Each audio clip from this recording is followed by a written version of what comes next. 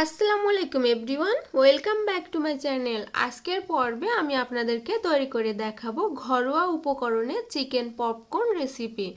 এটি আমি সম্পূর্ণ ঘরে থাকা মশলা দিয়েই ঝটপট তৈরি করে নিয়েছি। মাত্র 10 মিনিটেই আপনারা এই নাস্তাটি তৈরি করে নিতে পারবেন। এটি তৈরি করে বাচ্চাদের টিফিনেও পরিবেশন করতে পারবেন। তাছাড়া যার বাচ্চারা চিকেন অর্থাৎ মাংস খেতে পছন্দ করে না, তাদেরকে এভাবে তৈরি করে দিবেন, দেখবেন আমার বাচ্চার মতো এটি ঝটপট খেয়ে নেবে। আশা করছি আমার আজকের এই ভিডিও আপনাদের কাছে অনেক বেশি ভালো লাগবে আর অনেক সহজে লাগবে। ভালো লাগলে আমার চ্যানেলটিকে সাবস্ক্রাইব করে নেবেন, আর যারা অলরেডি সাবস্ক্রাইব করেছেন তাদেরকে অসংখ্য অসংখ্য ধন্যবাদ। তাহলে চলুন আর কথা না বাড়িয়ে ভিডিওটি শুরু করি। এখানে আমি চিকেন ব্রেস্ট নিয়ে নিয়েছি 200 গ্রাম। হাড় ছাড়া মাংসটা নেওয়ার চেষ্টা করবেন। আর এরকম ছোট ছোট করে কেটে নিয়েছি। এখন এখানে দিয়ে দিচ্ছি একটা রুম টেম্পারেচারে থাকা ডিম। ডিমটি যদি আপনাদের ফ্রিজে থাকে তাহলে আধা ঘন্টা আগে অবশ্যই বের করে নেবেন। আর সাথে এখন দিয়ে দিচ্ছি হাফ চা চামচ রসুন বাটা, দিয়ে দিচ্ছি হাফ চা চামচ আদা বাটা, আর দিয়ে দিচ্ছি হাফ টেবিল চামচ সয়া সস, দিয়ে দিচ্ছি হাফ টেবিল চামচ ফিশ সস। এই ফিশ সসটা আপনাদের ঘরে না থাকলে স্কিপও করতে পারবেন। এখন দিয়ে দিচ্ছি স্বাদ মতো লবণ। লবণটা অবশ্যই বুঝে দেবেন, এই সসে কিন্তু লবণ থাকে। দিয়ে দিচ্ছি হাফ চা চামচ জিরার গুঁড়া, দিয়ে দিচ্ছি হাফ চা চামচ লাল মরিচের গুঁড়া। ঝালের পরিমাণটা আপনারা বাড়িয়ে কমিয়ে নিয়ে নিতে পারবেন। এখানে ঝালের পরিমাণটা বাড়ানোর জন্য আমি এখানে দিয়ে দিচ্ছি হাফ চা চামচ চিলি সস। এখানে আপনারা চাইলে এটা স্কিপও করতে পারবেন। এখন দিয়ে দিচ্ছি একটি লেবুর হাফ অংশ, এভাবে চাপ দিয়ে দিয়ে দিচ্ছি লেবুর রস। প্রায় 1 টেবিল চামচের মতো এখানে লেবুর রস আমি দিয়ে দিয়েছি।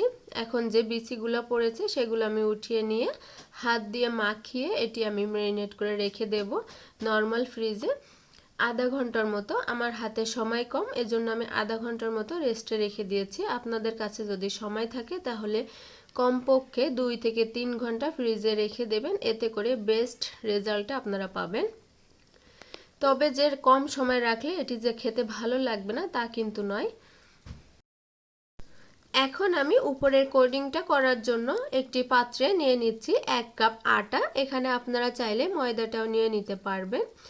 এর সাথে উপর থেকে ক্রিস্পি হওয়ার জন্য দিয়ে দিচ্ছি 1 টেবিল চামচ কর্নফ্লাওয়ার, আর দিয়ে দিচ্ছি হাফ টেবিল চামচ বেকিং পাউডার। এটা আপনারা স্কিপও করতে পারবেন।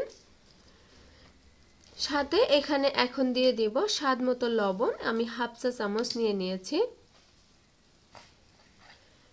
আর দিয়ে দিব হাফ চা চামচ লাল মরিচের গুঁড়া। এখানে আপনাদের ঘরে যদি মিক্সড হার্ব কিংবা অরিগানো থাকে সেটা দিয়ে দিতে পারবেন। আমার ঘরে নাই, এজন্য আমি দিয়ে দিচ্ছি না। সাথে দিয়ে দিচ্ছি হাফ চা চামচ জিরার গুঁড়া, আর দিয়ে দিচ্ছি হাফ চা চামচ হলুদের গুঁড়া।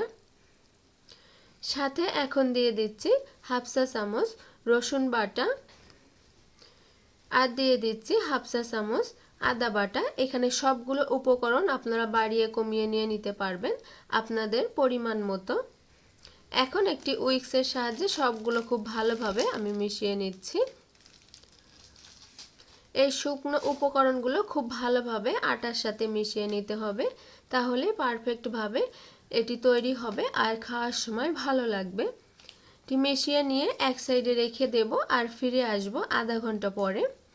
আধা ঘন্টা পর আমি ফিরে এসেছি। ফ্রিজ থেকে চিকেনটা বের করে নিয়েছি। এখন একটি একটি করে আটার উপরে আমি দিয়ে দিচ্ছি কোটিং করার জন্য।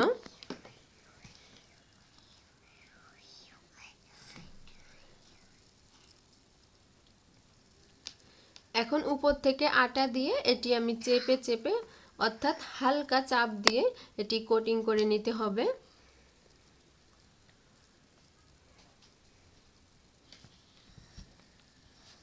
দেখতে পাচ্ছেন স্ক্রিনে আমি কিন্তু খুব জোরে প্রেসার দিচ্ছি না, হালকা অর্থাৎ আলতোভাবে এটি মাখিয়ে নিচ্ছি।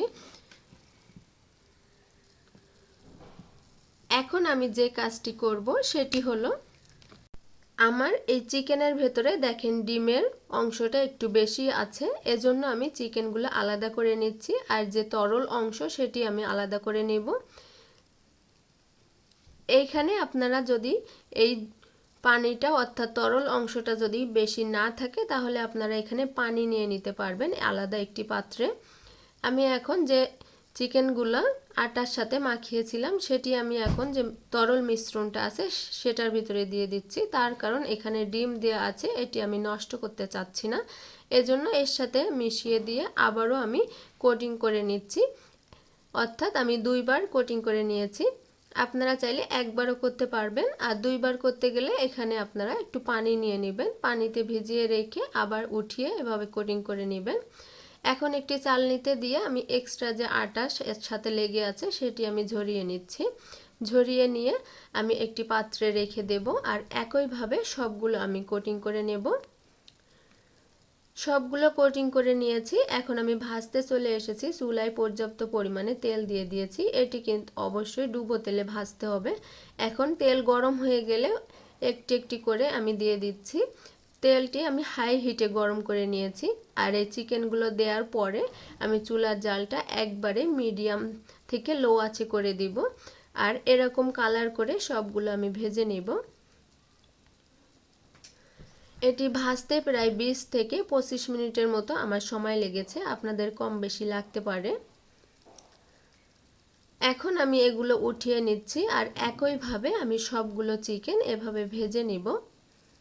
চিকেন ব্যাস ভাজার আগে চুলার জালটি হাই হিটে দিয়ে তেলটি গরম করে নিতে হবে, তা না হলে তেলটি ঠান্ডা হয়ে যায় প্রথম ব্যাচ ভাজার সময়। এজন্য হাই হিটে গরম করে নিয়ে আমি চিকেনগুলো দিয়ে দিচ্ছি, আর চুলার আঁচটা এই পর্যায়ে আবারও মিডিয়াম থেকে লোতে দিয়ে আমি 20 থেকে 25 মিনিটের মতো করে সেকেন্ড ব্যাচের চিকেনগুলো ভেজে নিব, আর সবগুলো ভেজে নিয়েই আমি পরিবেশন করে নিয়ে নিচ্ছি। সবগুলো চিকেন আমার ভাজা হয়ে গিয়েছে, এখন আমি পরিবেশন করে নিচ্ছি। দেখেন ভিউয়ার্স, এটি কত লোভনীয় হয়েছে আর কত ক্রিস্পি হয়েছে। এটি খেতে কিন্তু ভীষণ মজা হয়েছে। আপনারা বাসায় একবার হলেও ট্রাই করে আমাকে কমেন্ট করে জানাবেন আপনাদেরটা কেমন হয়েছে। এখন আমি আপনাদের চিকেনের ভেতরটা দেখিয়ে দিচ্ছি, ভেতরে কতটা জুচি হয়েছে আর কত সুন্দর হয়েছে, কত পারফেক্টভাবে ভেতরটা সিদ্ধ হয়ে গিয়েছে দেখেন। আর এটি আপনারা যে কোনো সসের সাথে পরিবেশন করতে পারবেন, ঝটপট তৈরি করে বিকালের নাস্তায় কিংবা বাচ্চাদের টিফিনেও এটি পরিবেশন করতে পারবেন। আশা করছি আমার আজকের এই ভিডিও আপনাদের কাছে অনেক বেশি ভালো লেগেছে আর অনেক সহজও লেগেছে। ভালো লাগলে আমার চ্যানেলটিকে সাবস্ক্রাইব করার অনুরোধ রইল, আর আমার এই ভিডিওটি যারা ফেসবুক থেকে দেখছেন তারা আমার পেজটিকে অবশ্যই ফলো দিবেন। আজকে এই পর্যন্তই, আল্লাহ হাফেজ।